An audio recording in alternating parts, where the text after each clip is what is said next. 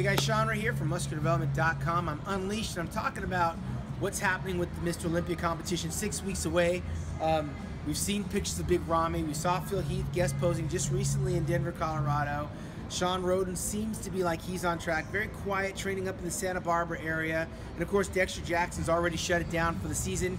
He's honing in for this year's Mr. Olympia. But no one's talking about William Bonac. I just saw a couple of pictures online of William Bonac, who was, I believe he was 5th place last year. He's this tall, but he's this wide, working with Neil Hill.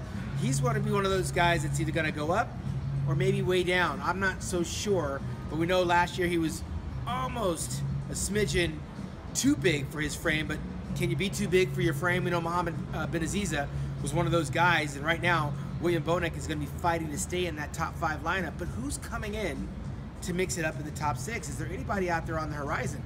We now know that Dallas McCarver's not competing this year in the Mr. Olympia. The Big Mac, Cedric McMillan, supposedly on paper, is going to be in that contest, and he's the guy that we've been waiting for to arrive. He may be the guy that winds up moving up from, I believe it was 8th place, into that top 6. But Rolly Winkler, I mean, this guy can't get any bigger. I've said it before. He's got to bring in that thigh detail. He definitely has to control the posing and his breathing, especially in the midsection. And of course, we can't have him sweating like he's in the gym on the bodybuilding stage, because it works against him. The longer the prejudging goes on, the more Rolly Winkler has to work, the more the waterworks come in. But right now in the offseason, he's like the Dennis James of old. He is Mr. Olympia with all that muscle. But Big Ramy right now is maintaining a very small waistline. He's working with Chris Cormier out there in Kuwait and the Oxygen crew as well. We cannot dismiss what Brandon Curry did this year in winning the Arnold Classic and also the New Zealand Pro Championships. He won the Arnold Classic in Australia, by the way.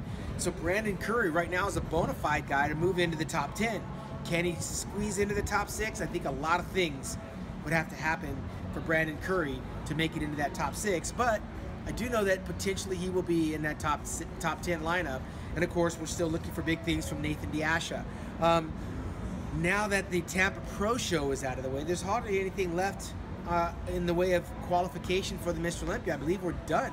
We're going to be heading into this show. I know that the Arnold Classic that was in Asia last year has now moved to October, and it's going to be in South Korea.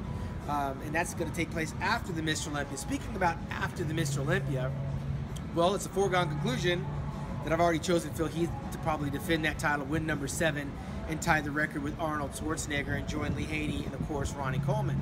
But that being said, it's a contest for 2nd place.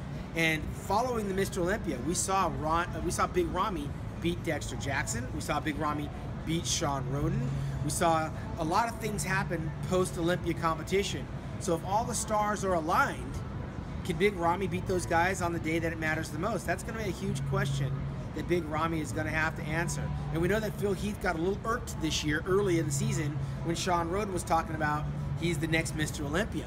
And I'm not so sure Phil Heath should be irked. I mean, Shawn Rhoden is a bona fide challenger to that title because he was 2nd place only a year ago. But it seems very elusive and slippery, that 2nd place placement. And so Shawn Rhoden's going to have to pull out all the stops. He's going to have to bring up those triceps. He's going to have to add some more meat on the back. And we don't know if Father Time has already caught up with Shawn Rhoden or if it's playing for his favor.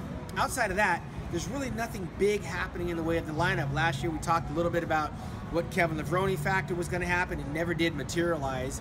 And of course, with Dallas McCarver not being in the contest and a couple of other guys sitting out this year's Mr. Olympia contest, and talking about the 212, I mean, there's so many guys out there. We were talking about our guy from Brazil, Eduardo Correa. He's always a factor in the show. And now they've got to contend with the rookie, Derek Lunsford. We've got to find out whether or not Derek can do it 3 times in 1 year. I mean, he just barely won the USA's and won over there in Tampa, Florida, holding off Samuel Haddad, who was the favorite to win that contest. And now Derek Lunsford has got to serve notice to some seasoned veteran 212-pound bodybuilders. Anyways, we're going to find out everything the 2nd weekend in September in Las Vegas, once and for all, at the Joe Weider 53rd Mr. Olympia Championships put on by Robin Chang and AMI out there in Las Vegas. And we'll be here to bring you that contest coverage at MuscularDevelopment.com. For Muscular Development Unleashed, I'm Shawn Ray.